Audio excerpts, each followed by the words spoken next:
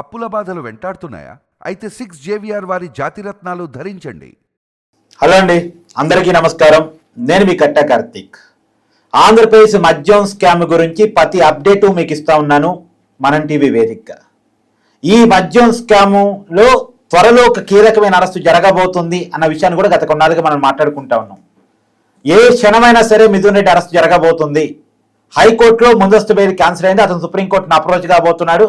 సుప్రీంకోర్టులో కూడా క్యాన్సిల్ అయ్యే అవకాశం కనపడతా ఉంది. ఎందుకంటే గతంలో సుప్రీంకోర్టుని ఈ మద్యం స్కామ్లో నిందితులు అప్రోచ్ అయ్యారు, కానీ సుప్రీంకోర్టు ముందస్తు బెయిల్ ఇవ్వలేదు.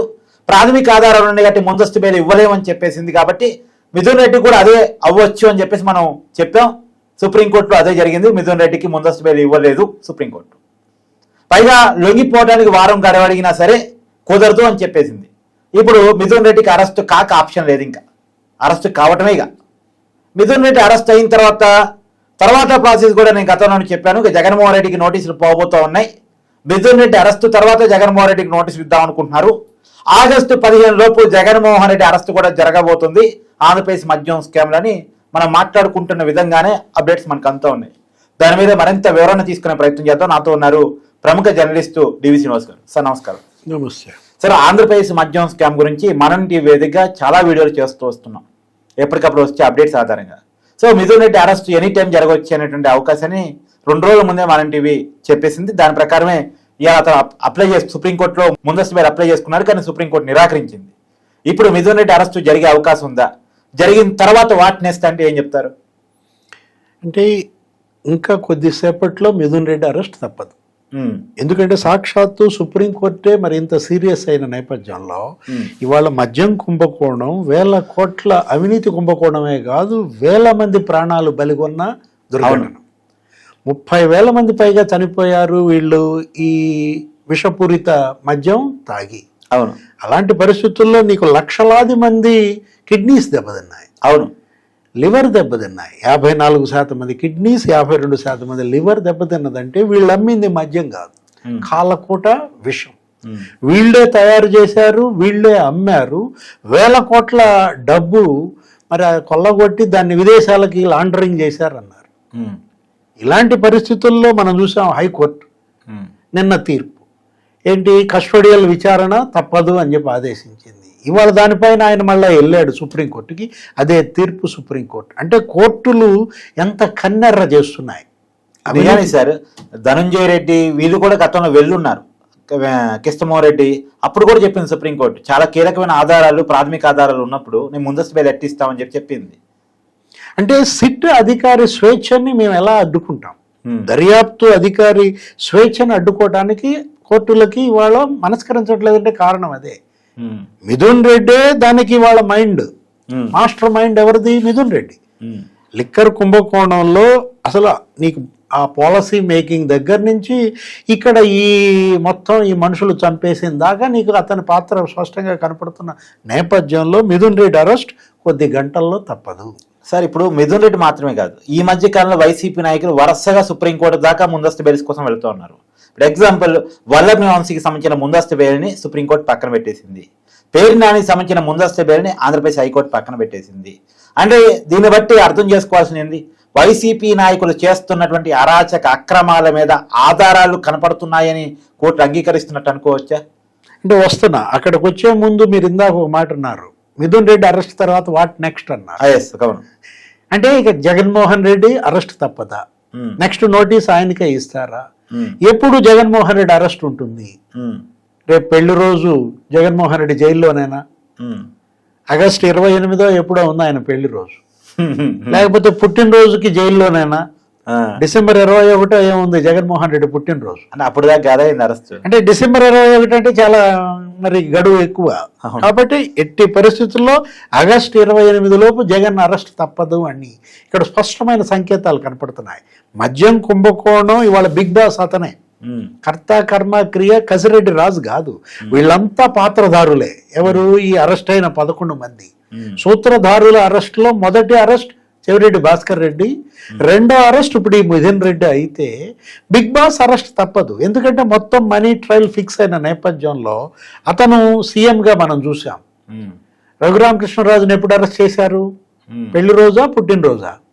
పెళ్లి రోజు.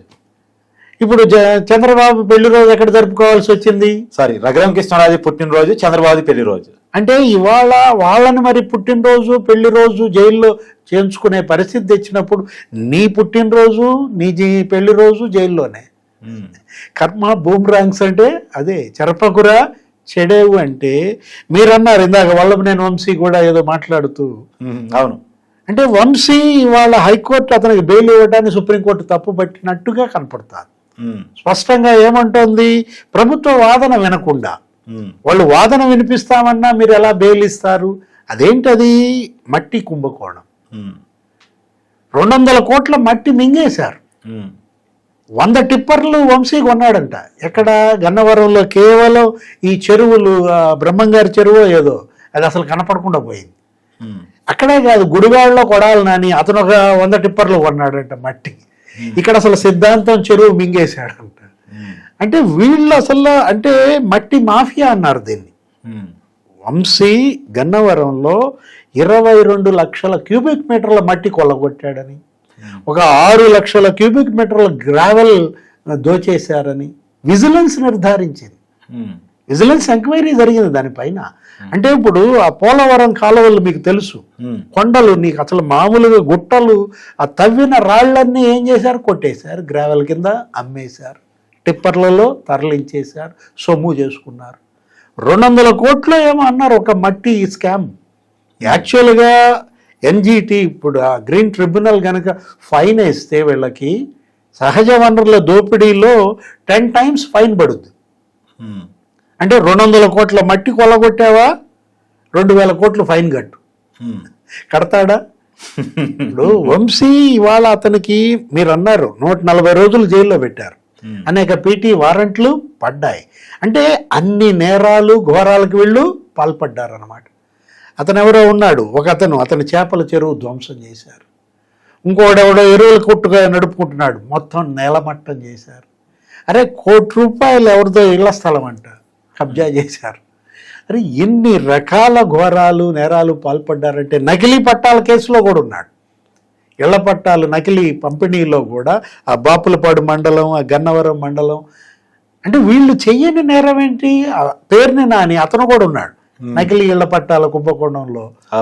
ఎవరా కొడుకు కిట్టు, పేరుని కిట్టు. అతనికి సంబంధించిన ముందస్తు బెయిల్ కూడా పక్కన పెట్టేశారని వార్త నడుస్తుంది సార్.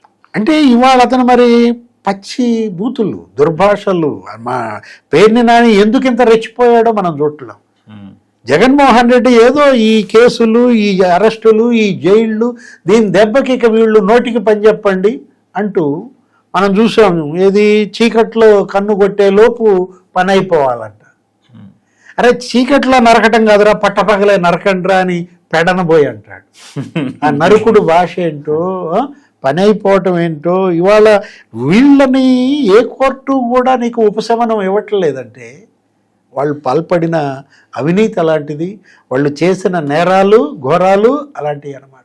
కరుడుగట్టిన క్రిమినల్స్, నోటోరియస్ క్రిమినల్స్గా మారినటువంటి వీళ్ళని ఇవాళ కోర్టులు, న్యాయస్థానాలు, ప్రజలు, పోలీసులు కఠినంగా శిక్షించినా వాళ్ళల్లో మార్పు రాకపోతే, పశ్చాత్తాపం లేకపోతే ఇక ఎవరు మార్చాలి?